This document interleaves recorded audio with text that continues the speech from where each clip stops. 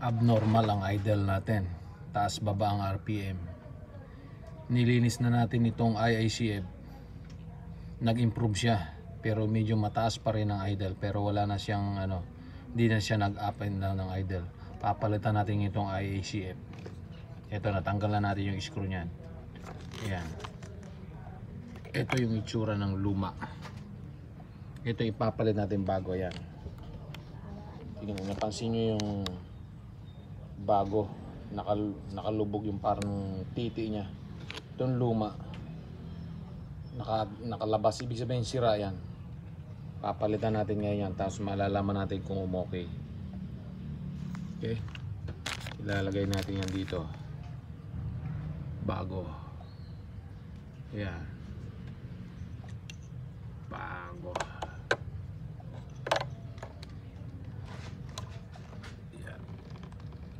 Yan. Yan. Yan. Tama ba? Yan. Ito yung screw niya eh.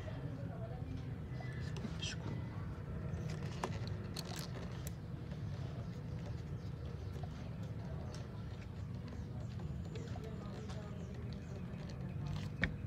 Ito yung isa.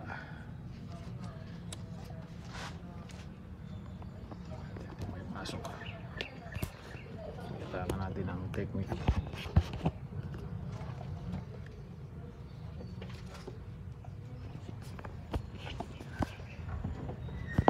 Nakita sa video.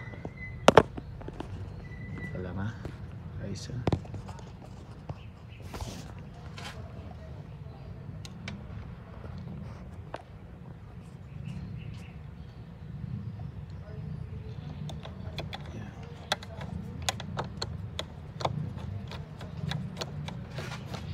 Ipitan mo lang yun eh. Kabila para balance.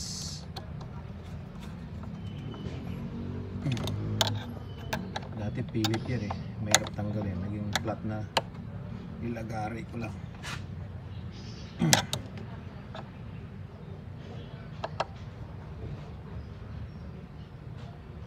Bago yan, bago ang IICF natin.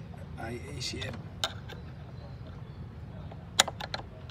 malakas daw sa gas pagka sira yan. Ayan, gamit na natin. Ayan, ayan, lumagitik, pasok. Ayan, uy, nahulog yung luma guys. Ayun. Ayan, paanda rin natin ngayon. Subukan natin. Kailan bago. Ayan.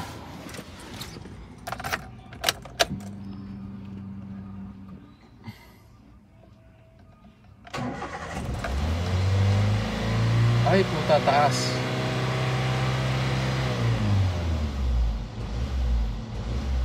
Ayun oh.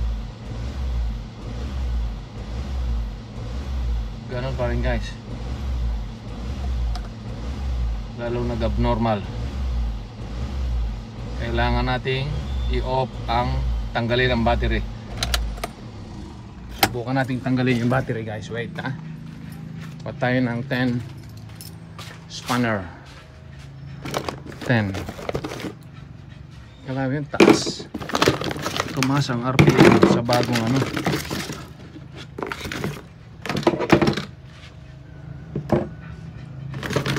Saan yung 10 spanner natin? Layas na lang, wala tayong 10.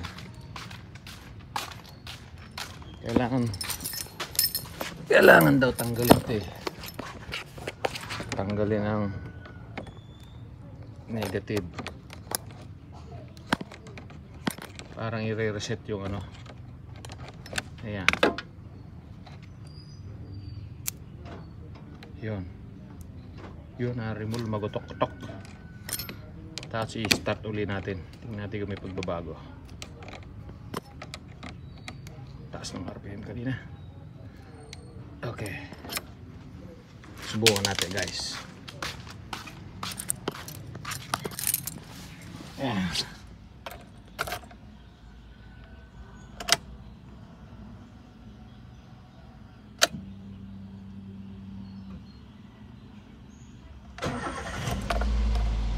Ayun. Medyo gumanda nga oh. Ayan guys, yung idle niya bumaba na oh. So ganun niya oh. Bumaba na. Ang galing. Successful. Oh. Successful guys.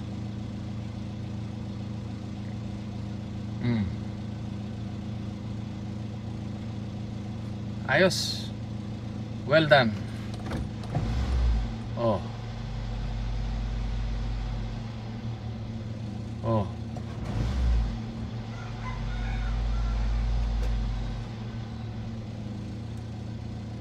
Yun. Normal ang RPM niya. Bagong IACF. Thanks.